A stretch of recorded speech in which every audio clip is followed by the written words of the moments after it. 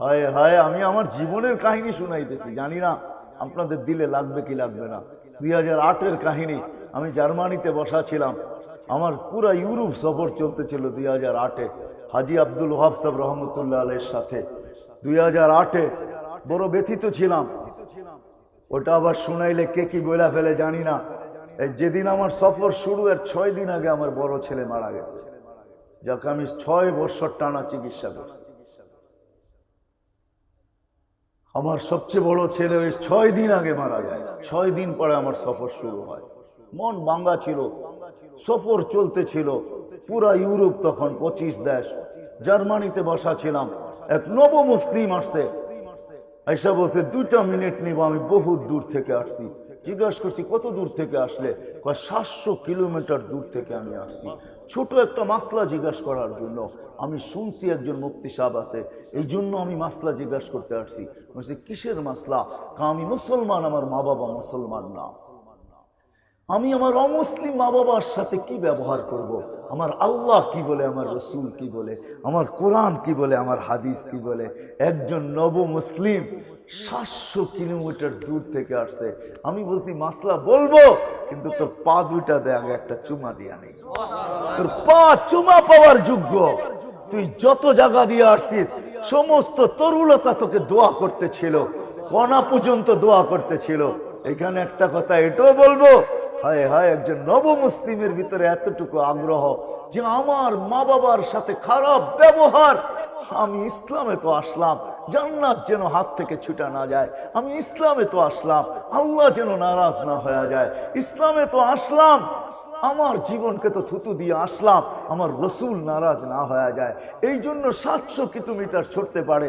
এখানে একজনও নাই যে কোনো আলেমকে কোনোদিন জিজ্ঞাসা করছে, কোনো যুবক জিজ্ঞাসা করে নাই, কোনো বৃদ্ধ জিজ্ঞাসা করে নাই, কোনো নারী জিজ্ঞাসা করে নাই, পুরুষ জিজ্ঞাসা করে নাই যে আমি আমার মা বাবার সাথে কি ব্যবহার করব, আমাকে একটু শুকায় দেন। কোনো আলেমও বলতে পারবে না কাউকে জিজ্ঞাসা করছে ওনাদের। আমরাও করি, অথচ কদমে কদমে ওলামা। হায় সোনার গায়ে কত হাজার আলেম, কদমে কদমে ওলামা। এই জন্য পায়ে হাত রেখা বলি, আলেমদের কাছে আসেন, জীবনটাকে করেন। মুহাম্মদুর রাসূলুল্লাহ ব্যতীত জীবন গড়ার বিকল্প কোনো রাস্তা নাই, কসম খোদার নাই। কেউ যদি ভাবে তাহলে ও ভাবতে পারে, কিন্তু ওর জীবন গড়া হবে না। ও আজকে বুঝবে না, কালকে বুঝবে, এটাই সত্য। ফাসাউফা তারা ইদান কাশাফাল গুবারু আফরসুন তাহতা রিজলিকা আম হিমারু। কালকে বুঝে আসবে জীবন গড়া হলো কি হলো না। মুহাম্মদুর রাসূলুল্লাহ আপনার চিনেন না যে কোন রসুল আল্লাহ দিয়েছেন। আমরা নবী চিনি না, জানিও না। কোরআন পড়ি কিন্তু তাদাব্বুর করি না, ওটার ভিতরে ডুব দেই না। ওয়ারাফানা লাকা যিকরাক, যার জিকির আল্লাহ উঁচা করে, যার জিকির আল্লাহ উঁচা করে।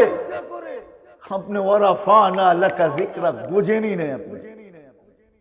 যার জিন্দেগির কসম আল্লাহ খায়, লা উমরুকা। কার কসম? বন্ধুর কসম খাইতেছে, লা উমরুকা। বন্ধু আপনার জিন্দেগির কসম খাইতেছে আল্লাহ। ওই রসুল যার চেহারার কসম আল্লাহ খায়, ওয়াদ-দুহা। যার চুলের কসম আল্লাহ খায়, ওয়াল লাইলি ইযা সাজা। যার প্রত্যেকটা অঙ্গ কোরআনের ভিতরে জিকির হয়, ওমা ইয়ান্তিকু আনিল হাওয়া। আল্লাহ যার জবানের কসম খাইতেছে, যার নবুয়তের কসম আল্লাহ খায়, যার জাতের কসম আল্লাহ খায়। কোরআন উঠান না, খালি পড়েন আর তর্জমা জানেন। আমরা তর্জমা জানি আর পড়ি, তাদাব্বুরই করি না। ওই রসুল আল্লাহ আমাদেরকে পাঠাইছেন জিন্দেগি করার জন্য। ওই রসুল সারা জিন্দেগি কেউ করতে পারবে না। একমাত্র মাধ্যম জিন্দেগি করার। যুবক যদি করতে চায়, নারী যদি করতে চায়, পুরুষ যদি করতে চায়, যে করতে চায়, আব্দুর রহমান ইবনে আউফ যদি করতে চায়, তাও মুহাম্মদুর রাসূলুল্লাহ কেমন জীবন করতেছে যে দুনিয়ার থেকে বিদায় নেওয়ার সময় 490 কোটি টাকা ক্যাশ রেখা যেতেছে। কত? 47 লক্ষ কোটি টাকা।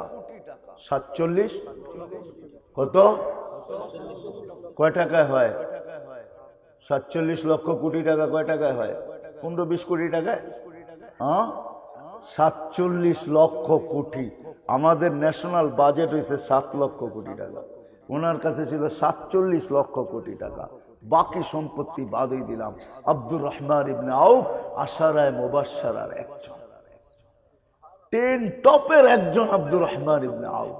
ওসমানে গনি, হায় হায় হায় হায় হায় হায় হায় হায় বললে আবার কে কোন দিক কি বলে জানি না। যাকে আল্লাহ বহুতবার বলছে ইফআল মা শিতা কাদ গফারাল্লাহু মিন যামবিকা মা তাকাদ্দাম ওয়া মা তাআখার। ওসমান যার মাল দিয়ে আল্লাহকে রাজি করছে, রসুলকে রাজি করছে। আল্লাহ রসুল বলছে মদিনায় যাওয়ার পরে মুহাজির আনসারদের পানির ব্যবস্থা ছিল না। ইহুদির একটা ভালো কুয়া ছিল, খুব মিঠা পানি ছিল, প্রচুর পানি হইতো, সমস্ত মুহাজির আনসারদের জন্য হয়ে যেত। কিন্তু ইহুদিও বড় খারাপ ছিল, পানি সময় মতো দিত, একটু দিত তারপরে দিত না। তো আল্লাহর রসুল একদিন ওসমান রাদিয়াল্লাহু তাআলা আনহুকে বলছে, ওসমান, মুসলমানদের পানির ব্যবস্থা নাই, ইহুদির কুয়া তো খুব ভালো। শুধু আলোচনা করছে। ওসমান রাদিয়াল্লাহু তাআলা আনহু ইহুদির রক চিনতেন। যা বলছে কুয়া বিক্রি করবি? কয় না। কয় কত হইলে বিক্রি করবি না? এটা কত হইলে, কত টাকা হইলে করবি না? তো ইহুদি অর্থের লুবি ছিল, গাট্টি বইরা চাইছে, চাইতে দেরি ওসমান ডন বলতে দেরি করেন, ডন কিনা ফেললাম। বাড়িতে আইসেন, গাট্টি বইরা নিয়ে মেরা দিছেন মাথার উপরে, লহ দেখুয়া। আয়েশা বলছে ইয়া রাসূলুল্লাহ, এর আগেই জিবরিল আলাইহিস সালাম এসে দাঁড়ায়ছিলেন। বলছে ইয়া রাসূলুল্লাহ, কুয়া কিনা ফেলছি, মুসলমানদের জন্য দিয়া দিলাম, আপনার জন্য আর মুসলমানদের জন্য। আল্লাহ রসুল জিজ্ঞাসা করছে কত দিয়া কিনছো? কয় এটা বলা যাবে না। তো বলছে প্রতিযোগিতা চলতেছে তোমার আর আল্লাহর, বলো কত দিয়া। কয় যা চাইছে তা দিয়ে কিনছে। গাট্টি বইরা চাইছে, গাট্টি বইরা দিছি। আল্লাহ গাট্টি বইরা পাঠাইছে। ইফআল মা শিতা ইয়া উসমান, উসমান যা মনে চায় তা কর, তো আগে পিছে গুনাহ নেই।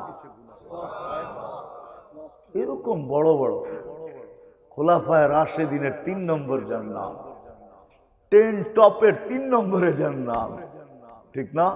জিন নুরাইন যাকে বলা হয়। আল্লাহ রসুল বলছে আমার মেয়ে যদি থাকতো একটার পর একটা মরতো, সব ওসমানরে দিয়ে দিলাম। না নাই কিতাবে? ওই ব্যক্তিত্ব আল্লাহ রসুল ছাড়া জীবন গড়া হবে না।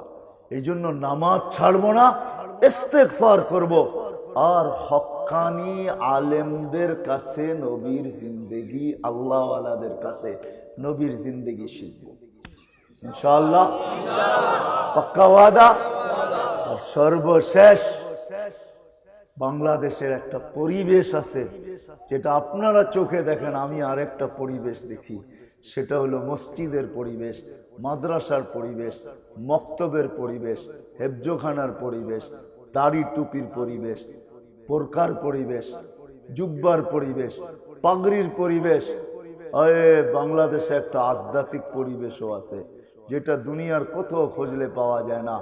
এরকম একটা আশেকানের পরিবেশ, এই পরিবেশও দুনিয়ার কোথাও পাওয়া যায় না।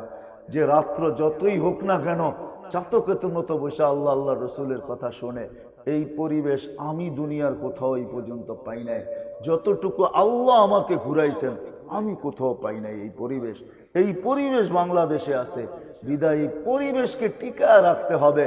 তাইলে দুনিয়া যতই চিৎকার দেখ না কেন যে বাংলাদেশে দুর্যোগ আসবে, দুর্যোগ আসবে, আমি বিশ্বাস করি বাংলাদেশে কোনো দুর্যোগ আসতেও পারে, কিন্তু এরকম হবে দেওয়ালে লাইগা বাড়ি খায়া বল যেদিক থেকে আসে যেরকম ওদিকে ফিরা যায়, দুর্যোগ যেদিক থেকে আসবে এই জমিনে বাড়ি খায়া ওদিকে চলে যাবে ইনশাআল্লাহ। এই দেশে দুর্যোগ আসবে না। এটার জন্য আমাদের একটু কোরবানি দিতে হবে, একটু সহযোগিতা করতে হবে, যার সাধ্য অনুযায়ী যতটুকুই করব। মনের থেকে যখন করব তাহলে অল্পর ভিতরে বরকত হবে, আর মনের থেকে যখন করব না তাহলে অনেক দিলেও বরকত হবে না। অল্প তো এরকম বরকত হবে যে ইনশাআল্লাহ বিশাল কিছু হয়ে যাবে। যেমন আমি দেখতেছিলাম চান্দা হইতেছিল, আমি চান্দা করব না, মধ্যখানে চলে আসছি, কিন্তু হাত জোর করে সবাইকে বলবো আসেন খোদার ওয়াস্তে এই পরিবেশগুলা টিকায় রাখার জন্য আমি যতটুকু পারি সহযোগিতার হাত যখনই আমার কাছে আসবে তো আমিও হাতটা আগে বাড়ায় না, ইনশাআল্লাহ দিব তো? পাক্কা ওয়াদা? কে কে করতে পারেন দেখি, চাই অল্প হোক চাই বেশি হোক। আল্লাহ আমাদের সবাইকে আমল করার তৌফিক দান করেন। ওমা আলাইনা ইল্লাল বালাগ। ঢাকা মাহফিল, সুস্থ সমাজ গড়ার বিপ্লবী চেতনায়।